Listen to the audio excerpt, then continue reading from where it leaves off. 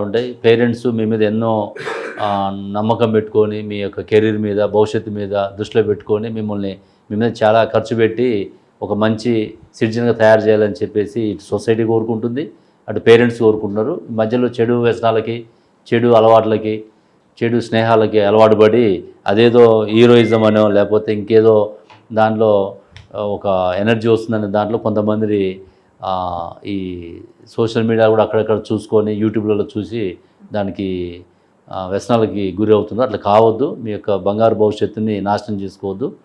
ఒకవేళ అట్లా చేసుకుంటే అటు పేరెంట్స్, ఇటు కుటుంబము, సొసైటీ మీద మీ యొక్క ఎఫెక్ట్ పడుతుంది.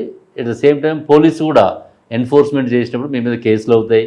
తర్వాత మీ భవిష్యత్తు కూడా దాంట్లో ఎఫెక్ట్ అవుతుంది. రేపు ఏదైనా పాస్పోర్ట్ కావాలన్నా, వీసా కావాలన్నా, ఏదైనా సాఫ్ట్వేర్ జాబ్లో ప్రమోట్ కావాలన్నా కూడా ఇవన్నీ మీకు ఒక రెడ్ మార్క్ లాగా ఉండిపోతాయని చెప్పేసి వాళ్ళకి తెలియజేస్తుంది.